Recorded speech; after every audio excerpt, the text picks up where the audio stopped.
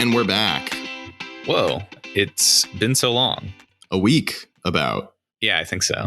Well, hello and welcome back. We're the Tough Gut Podcast.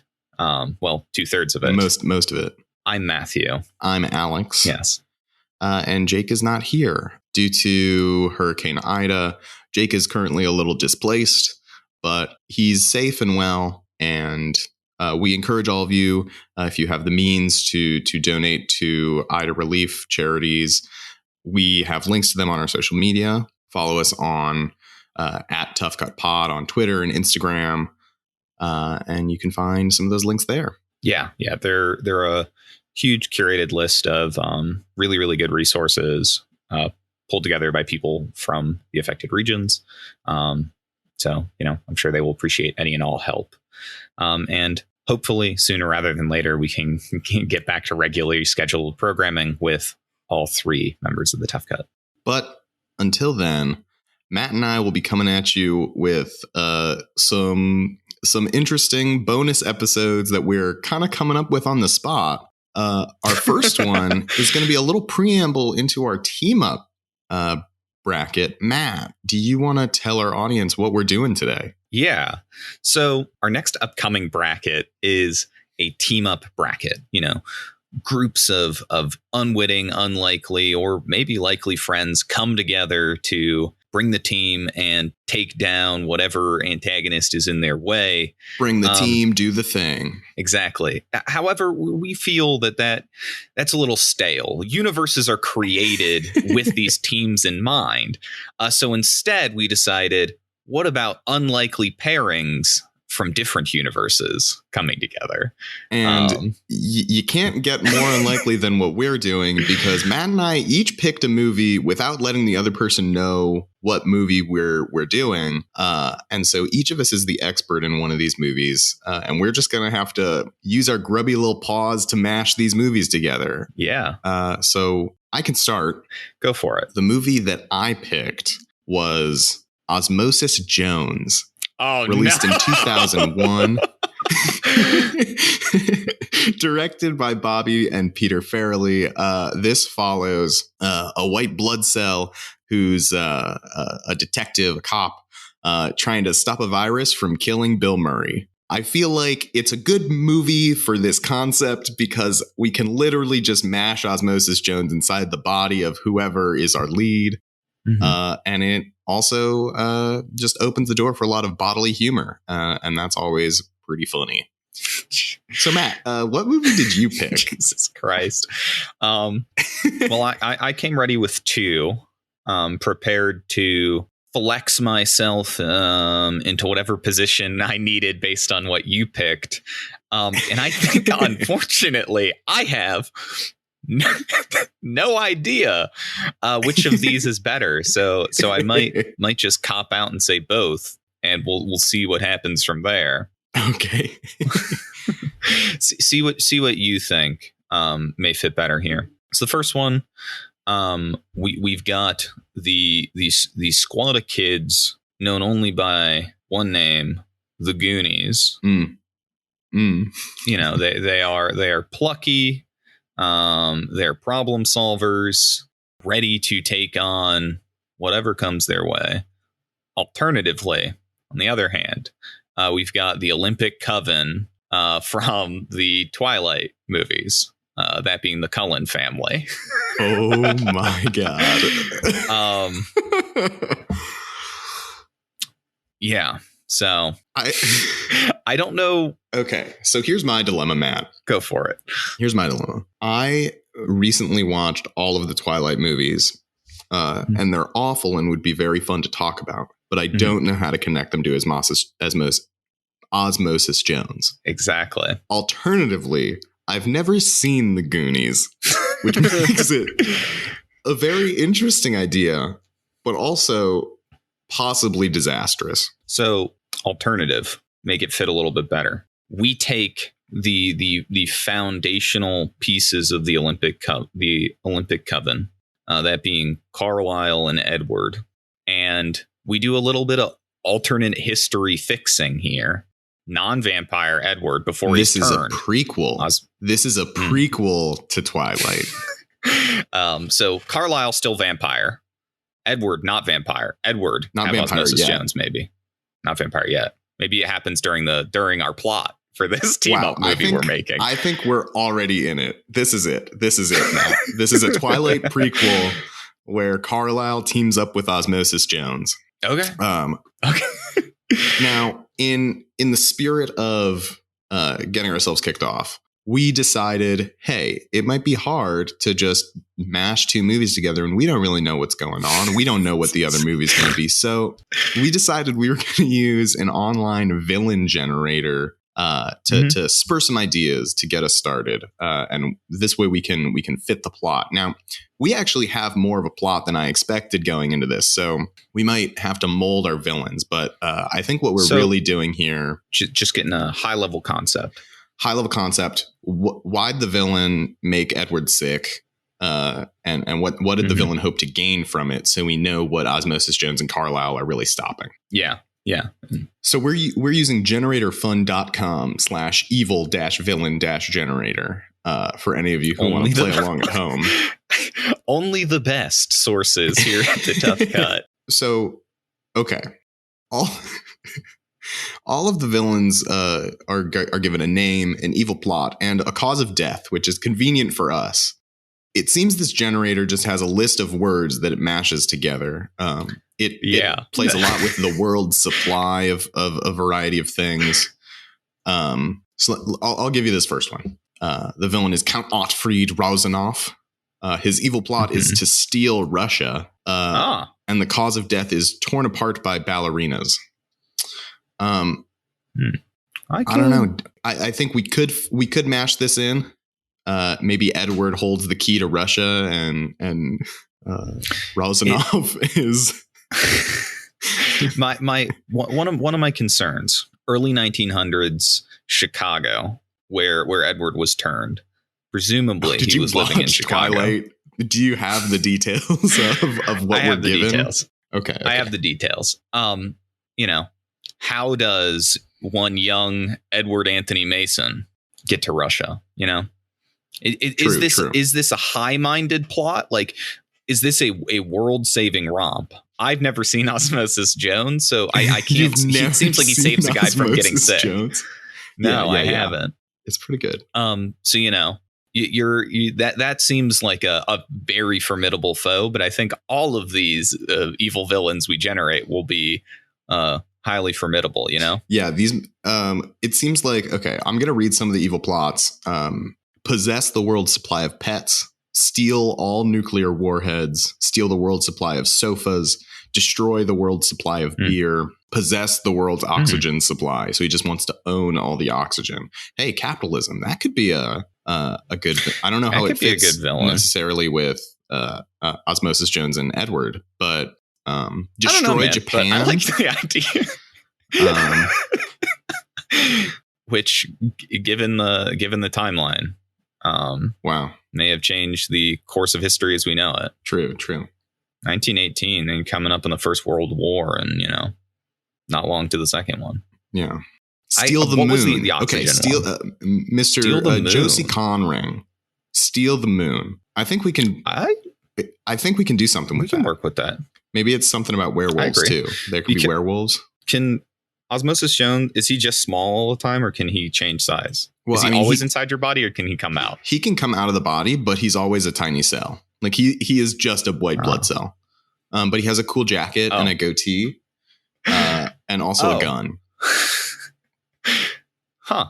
But he is just a tiny white blood cell. I'm so Alex, really trying to think on where, how, what kind of, it would be a dual story type of thing, I think. We've got Carlisle combating from the outside. Edward has Spanish influenza. And Osmosis Jones is there to help. Yeah. Carlisle realized. So, okay. The villain, the Spanish influenza can be like a conquistador kind of thing, like coming into Edward's body. Rethinking this, we're going to do a little bit of revisionist history, I think, with Twilight. Carlisle, knowing that Edward is likely to die, has but one option. He has to call in a favor from an old friend. Osmosis Jones, to fight the Spanish influenza from the inside, while he, a doctor from the 16th century, fights it from the outside. 17th century. Great. Love it. And somehow the moon comes into things. So I think maybe this evil villain generator possibly is putting us on the wrong track. It's putting an element of chaos that we can't control in something where we already have a solid foundation. We should. The villain generator is big scope, and this needs to be an intimate, personal tale. Yeah, this is like a kind of a surrogate father story, with Osmosis Jones, right? Osmosis Jones and Carlisle, Edward's two dads. Yeah, well, I think that's just that's oh, just and true. Then you can play in because Edward's got a human dad too. So it's like this sick boy with three dads. What's he gonna do? Ooh. What dad is Edward going to choose? Alex and I had a bonus episode. The secret theme of our bonus episodes is lots of dads. Is dads. So okay. So I think we start. How does Edward get the Spanish flu? Because in Osmosis Jones, Bill Murray gets the secret deadly virus because he eats a hard-boiled egg that a chimpanzee was eating. Wait. Oh, that's pretty funny. It's pretty fun that you've never seen Osmosis Jones, because I'll just throw little bits here and there, and so you'll like slowly start to formulate what you think this movie is. Pretty exciting. So how do you think Edward gets sick? So how married are we to the concept of choosing your dad story, of choosing between three dads? Because it could be that the Spanish influenza ravaged Edward's family. Maybe he's the last one. He is now left without. He's left without dad. And it's then a story that's where where dad found surrogate father. Exactly. Who I want to throw a little piece of trivia out there for anyone who is a big Twilight fan that doesn't know more than I do, because I am not the biggest Twilight fan. They're pretty fun to watch, though. Carlisle was 23 when he was turned into a vampire. So that man, that visage, that's a 23-year-old. Wow, he does not look 23. Although the funny part is that all of the kids do look 23. Yeah. Well, Edward, as we know, is 17. How long has he been 17? A while. I can quote basically that whole scene. So yeah, I think ravaged family. Edward left alone. A 17-year-old boy who had high-minded dreams and ambitions, left bedridden with a family, killed by the Spanish influenza. Carlisle comes to him. Go ahead.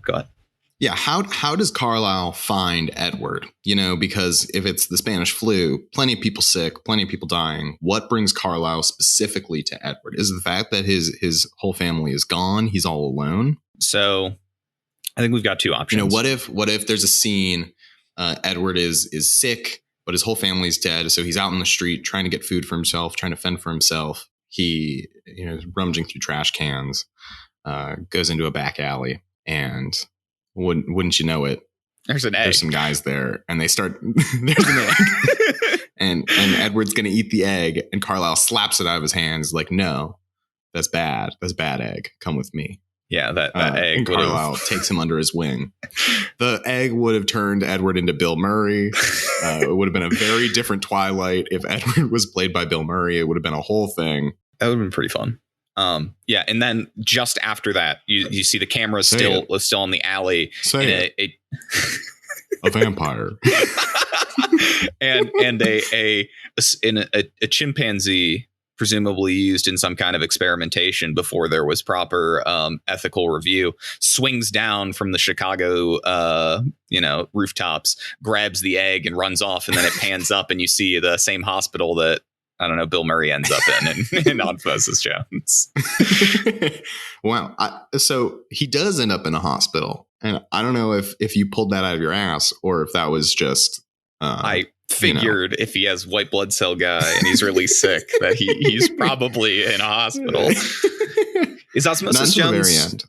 Was Osmosis Jones produced inside of Bill Murray's body, or was he like put in to like as a special agent? No. Osmosis Jones is inside of Bill Murray's body, and then David Hyde Pierce plays a pill that he takes that is so Osmosis Jones is like the rookie disgraced cop, and David Hyde Pierce plays Drix.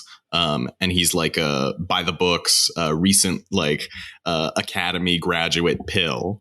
So it's like classic and like 90s cop movie. Oh my God. It's inside Bill Murray's body. So I think that means there are two because we've got Edward in Carlisle's hands. Clearly Carlisle can tell he's very sick. This is, a bit of revisionist history. I think Carlisle doesn't want to turn Edward into a vampire if he doesn't have to. Right. I think Carlisle, in a twist from Osmosis Jones, he injects Osmosis Jones into Edward. I agree. So it's like playing with that story. So like Osmosis Jones is the new kid in Edward. Mm-hmm. Grizzled veteran of I don't know what to call that process of fighting, being a white blood cell fighting a grizzled veteran Osmosis Jones inside 17-year-old Edward Cullen. Rough and gruff. Okay. So how is Osmosis Jones? Yeah. Where does he come from? How does Carlisle know him? I think it is unexplained. I think Carlisle has a vial that is just like a glowing blue vial in a syringe. And it's in a case that says, "Do not use unless emergency." And it's one of those things where he like shatters the glass, pulls it out, injects it right into Edward's chest, does the whole thing, and you see it like swirling. It suddenly switched to cartoon animation as this like blue liquid gels down into Edward's heart, and there's Osmosis Jones. Can Carlisle and Osmosis Jones communicate? Carlisle's vampire powers give him the ability to communicate with Edward's blood. Okay, sure. I mean, yeah, why not? So we get these great scenes of Carlisle whispering into Edward's veins, just like pulls up his wrist and is just like, it looks like he's going to bite it. And then he's just like, "Jones, where are we with this?" Okay. I like that. So now everything's set. The rising action the pieces have fallen into place. Bill Murray got sick from the egg. Osmosis Jones has been put inside of Edward. Carlisle saved him. So what? Okay. So what about this? Because we have to give the virus a face, right? Mm-hmm. So it's the Spanish flu. What's more Spanish than conquistadors, right? So Spain. What if there's a family of conquistadors? Yeah, right, Spain. A family of conquistadors. And these are the faces of the people that Osmosis and Carlisle have to defeat in order to save Edward. Okay. And so there's like, it's like the three bears. So there's like Mama Bear, Mama Conquistador, Papa Conquistador, and Little Kid Conquistador. And as the movie progresses, there's this dual narrative element, and Carlisle's performing medicine, Osmosis Jones is fighting from the inside out, but they slowly realize that this isn't just a regular case of the Spanish flu. There's a reason it tore and ravaged so quickly through the through Edward's family, pre-Cullen, is because there's magic involved. There's some kind of being that magic flu that put the magic flu. So Carlisle then must have an action adventure piece where he is taking on the real world element. It's witches. Edward's family wronged an evil witch, and the witch put a curse on his family. Edward's father was a lawyer. That gives a really easy reason. He sent one of the witches to prison. They got very mad. So they put a death curse on his family. So Carlisle has to go fight witches while Osmosis Jones is taking out the Spanish flu. Incredible. And it does list telepathy under... Oh, this is Edward.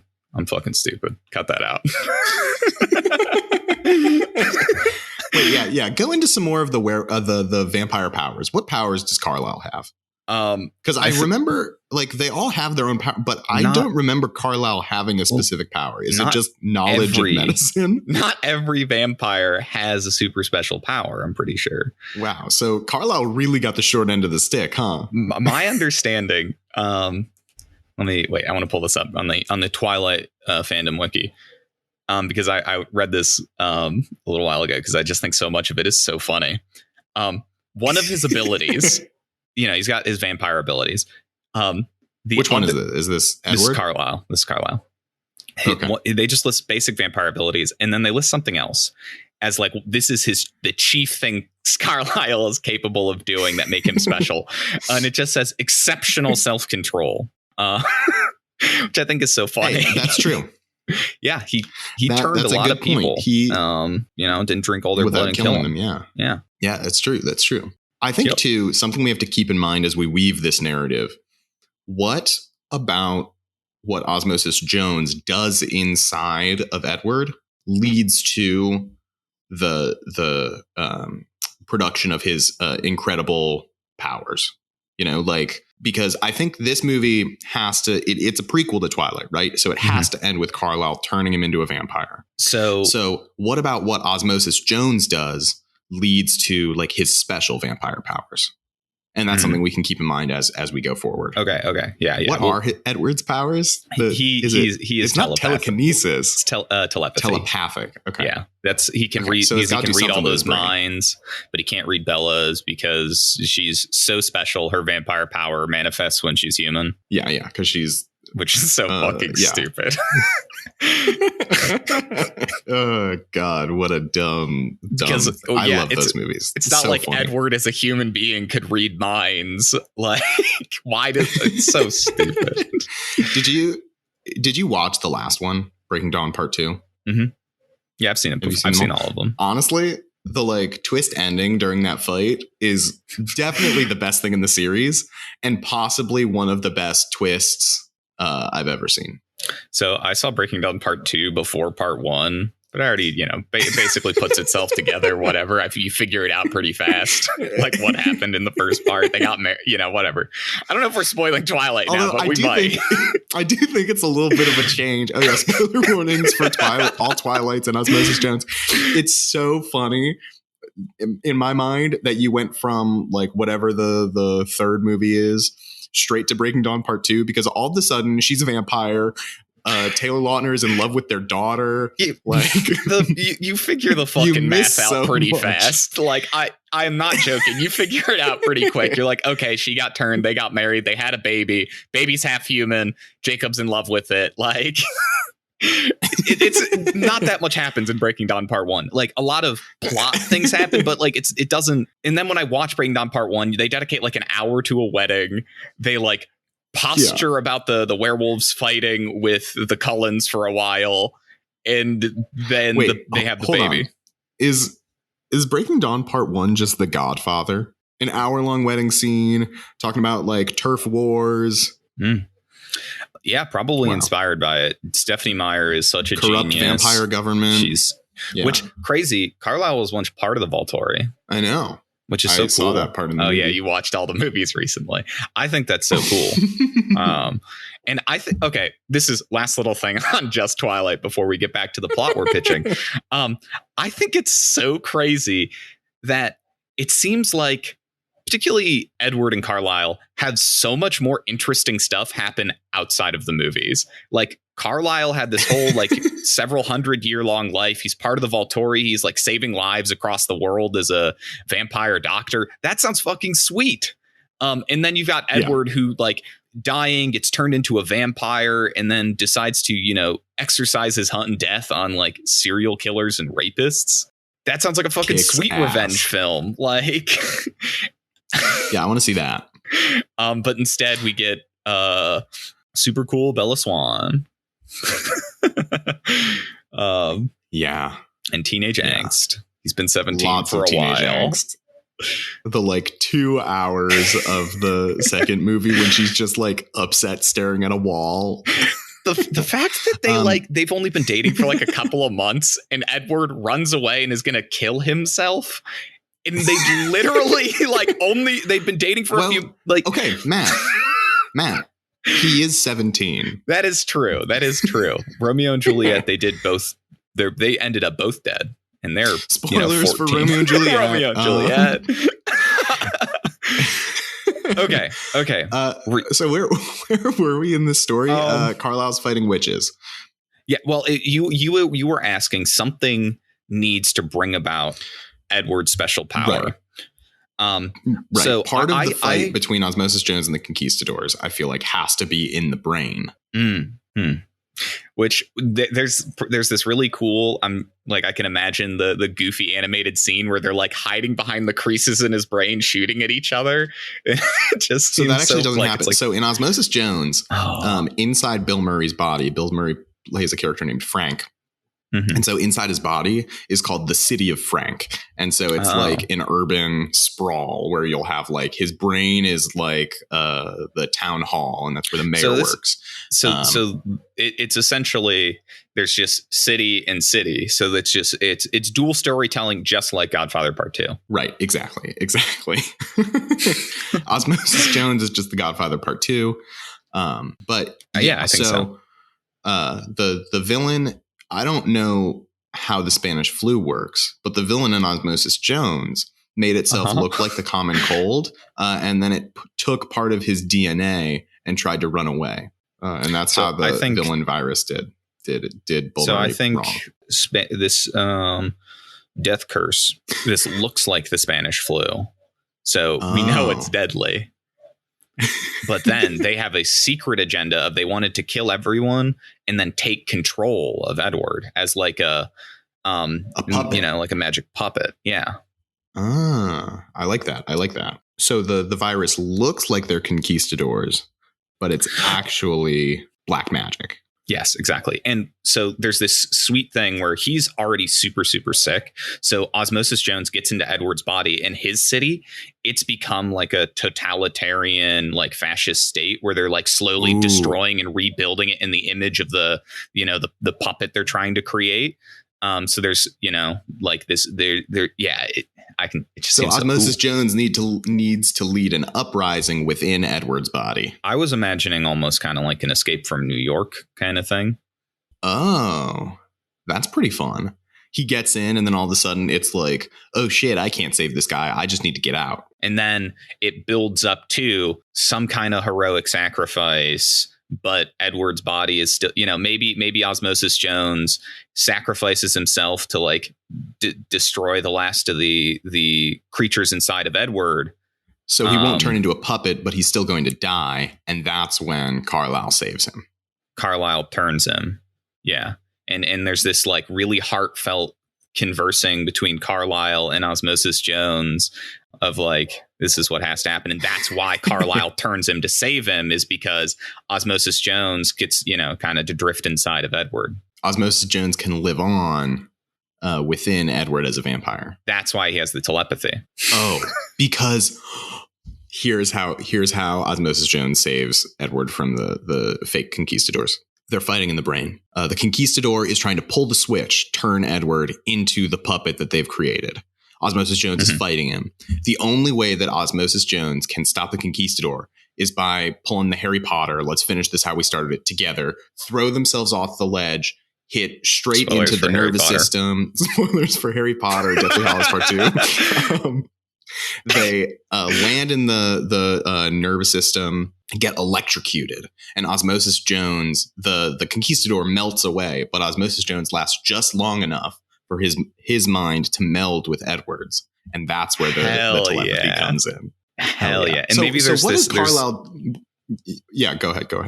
No. You go. What is Carlisle doing with the witches? Is he just going to straight up murder these witches?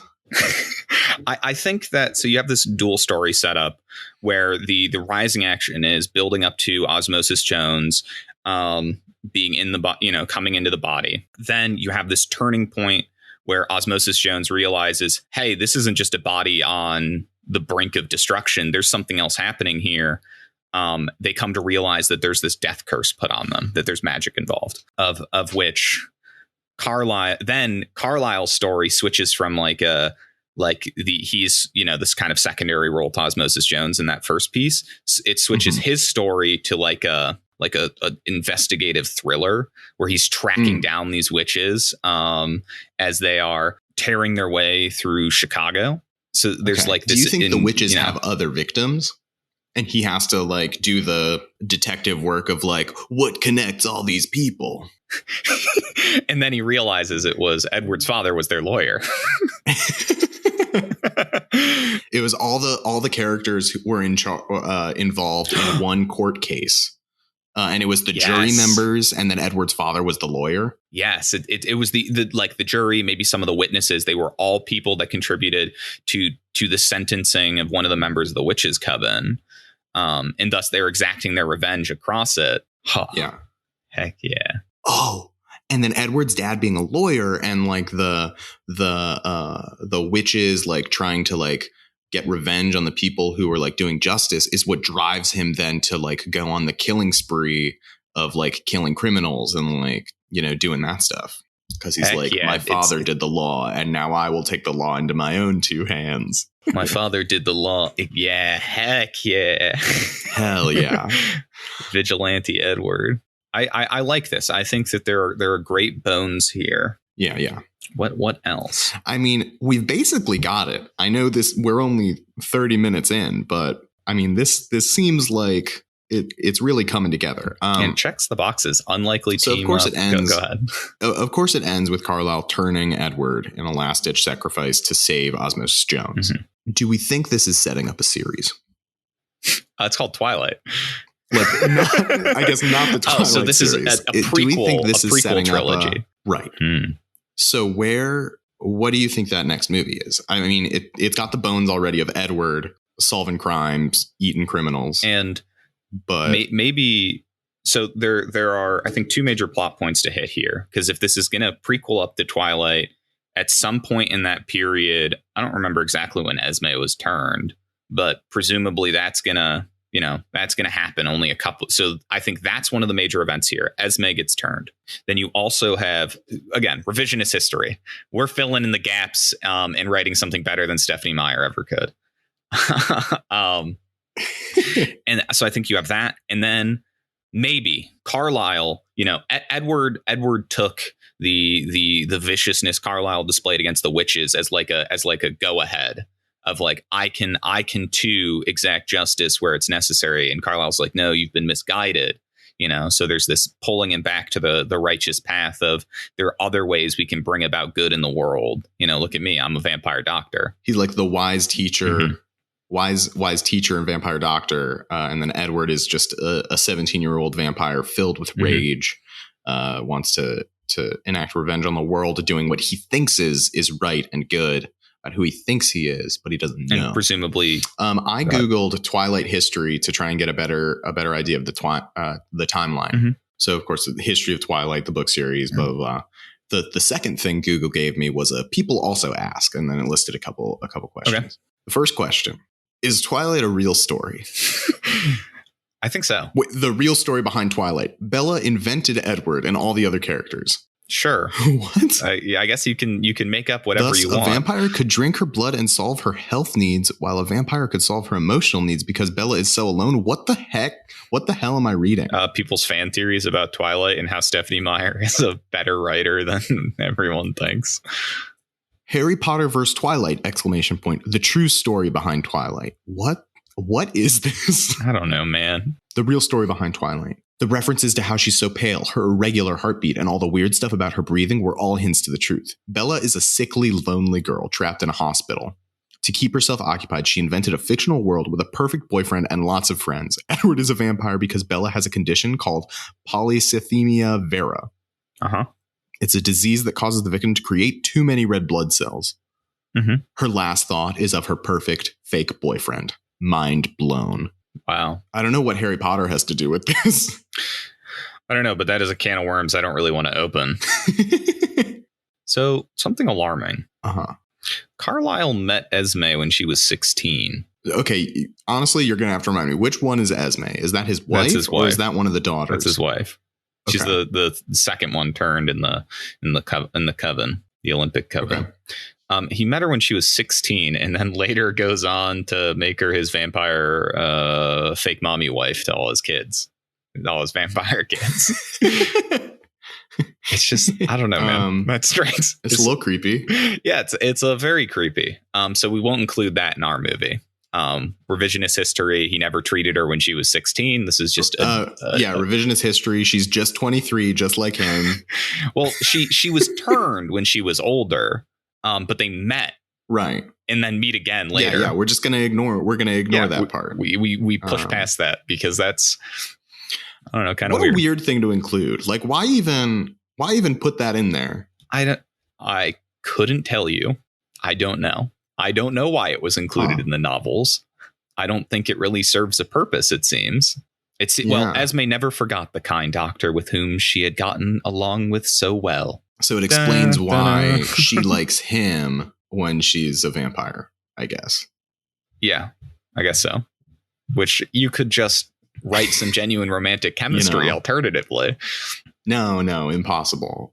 They were fated to be together. I mean, this is the same author who had a guy go, damn, I'm going to marry that baby. So, like... True. I think Esme, I think she's a romantic subplot, the second movie. I think the core of our story is a continuation of the kind of choosing your father motif from the first film. And it's Carlisle trying to bring Edward back, like bring the reins of his unbridled desire to bring about justice back on track. So hear me out. I think the whole movie, you've got Carlisle trying to talk to Edward, trying to calm him down, stop him from going on murderous rampages. Mm-hmm. You've got Edward enraged, trying to understand who he is, what he is. He is, for all intents and purposes, broken.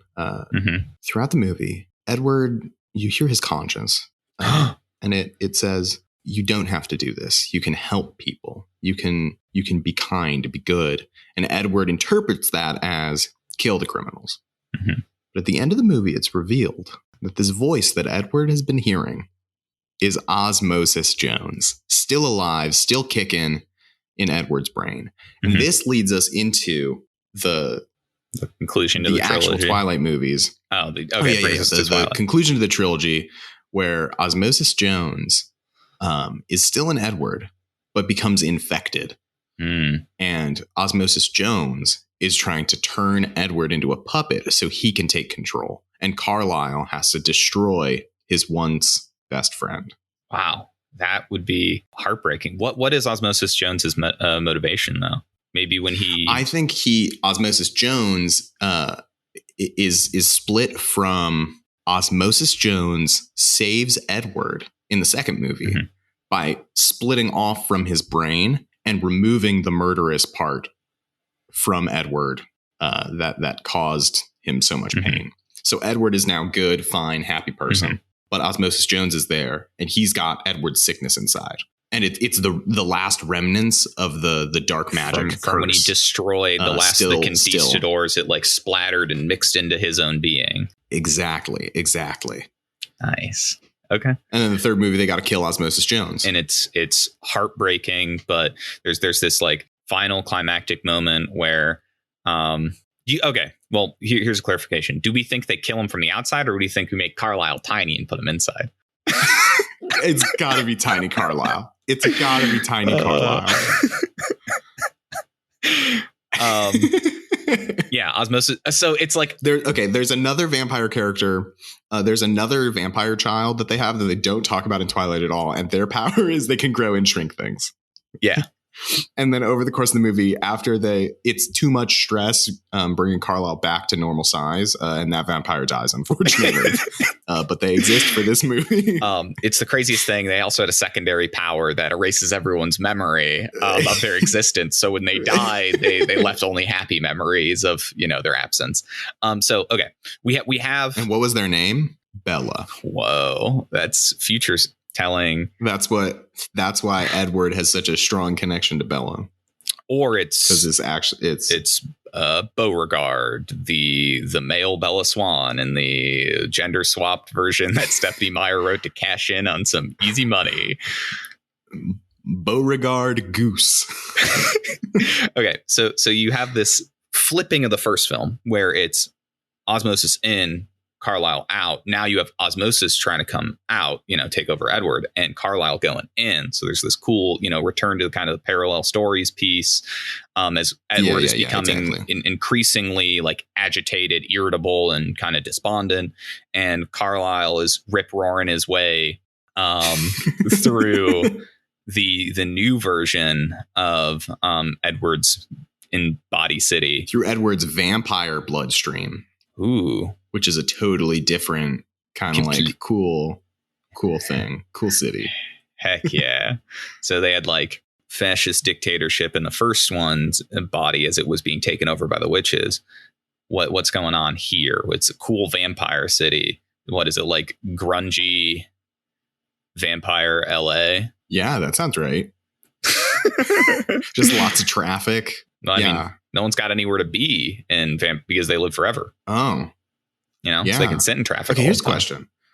So a lot of the humor in Osmosis Jones is about Bill Murray farting, burping, pooping, sneezing. Nice. Do vampires? So vampires just drink blood. They don't really eat. Do they poop? I don't think so. Do vampires go poo poo? I don't think so. Edward Cullen gonna take a dookie? I mean, he might if you force him to. He gonna make a dookie? And do you think the fact that so this is something I've always thought about.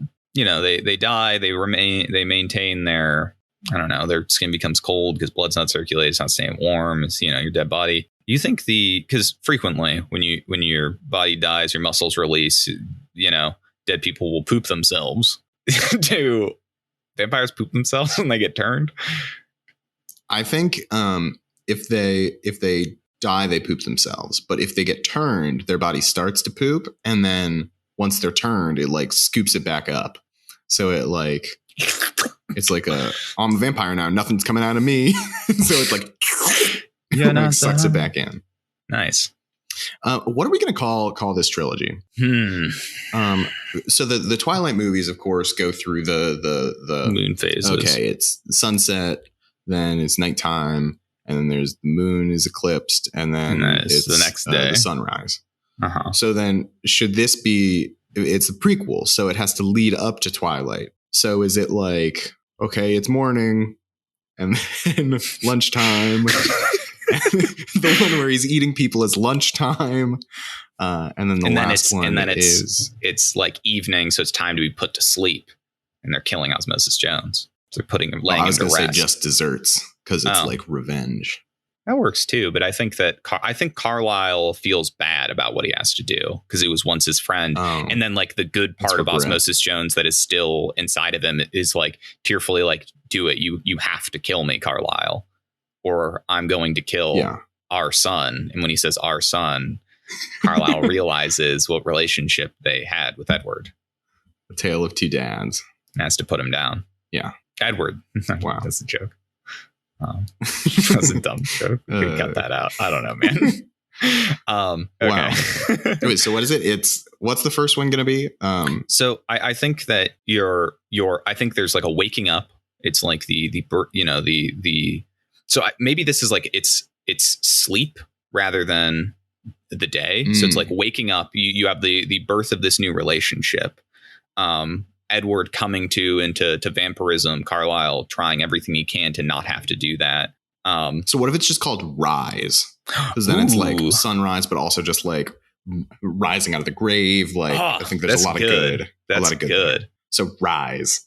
And then the second one, we've got the Rampage. Maybe you've got like Rise, Awake, and Sleep or Dream or something, because like Edward coming into new awareness. He is finally awake after having been, I don't know, trying to keep it with I like that. Or what about like parallel structure, waking something? What about waking yawn? Because yawns are like sleeping, and it rhymes with breaking dawn. Yeah, I like that. It's perfect. You literally can't do better than that. It's perfect movie title. And when you have a waking yawn, like you're waking up and you yawn, you shake it off pretty quick, and then you're finally awake. Like Edward must shake off his murderous vigilantism. Right. It's the metaphors. They go deep. They do. They go deep. Just like Osmosis Jones. So the last one. Deep inside the body. So this last one. Osmosis Jones is back. Worse than ever. He's big bad. And Carlisle's Lil Carlisle. What's this one called? You look like you're stewing on something. Well, the only thing I can think of is calling it bedtime. But I feel like that's not a great name. Rise, bedtime. Waking yawn, and bedtime. Sleepy. Go to bed. Tucked in. Tucked in is pretty good. Lights out. Ooh. Yeah. Because it has the sleepy time connotation, but also it's kind of like a heavier. Lights out. I like Lights Out. Nice. I think we created the perfect prequel trilogy. Yeah, this is it.